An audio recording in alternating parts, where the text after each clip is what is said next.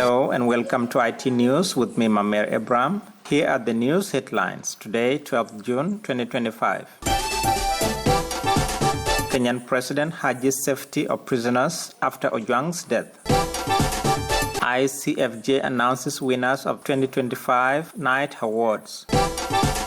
IGAD gender calls for women and youth inclusion in mediation. And ICRC trains diplomats on international humanitarian law. The news in details.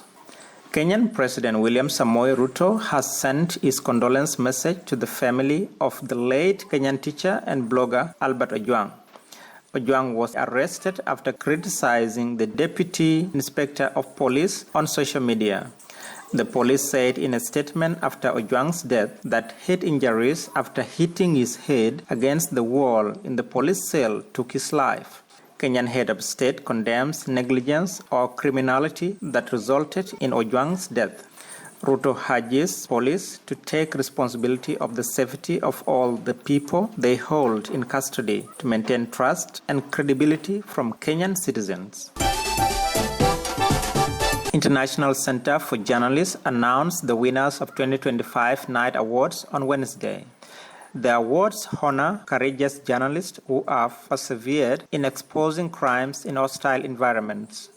One of the awards goes to Cesar Batis, a Venezuelan investigative journalist in exile, who is also the co-founder and director of the pioneering El Pitazo in Venezuela.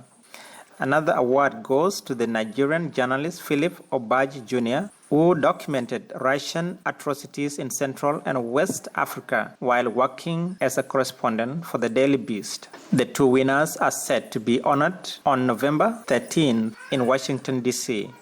ICFJ President Sharon Moshavi praises the winners for their abilities to unearth the truth.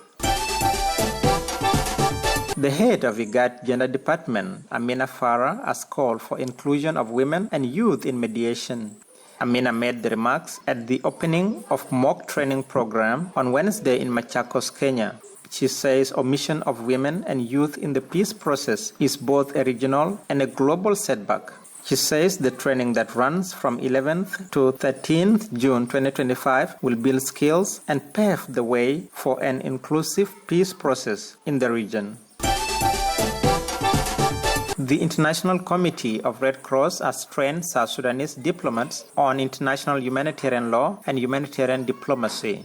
The training, organized by Institute for Diplomatic Studies of South Sudan's Ministry of Foreign Affairs and ICRC, was attended by 6 diplomats. Ms. Celine Leonard, ICRC Deputy Head of Delegation, says the knowledge of international humanitarian law can alleviate suffering and destruction civilians face in conflicts around the world. Thank you for joining us on this broadcast. For more information, visit our website at www.informantchronicles.com and subscribe to our YouTube channel, Informant Television, or at Informant Chronicles.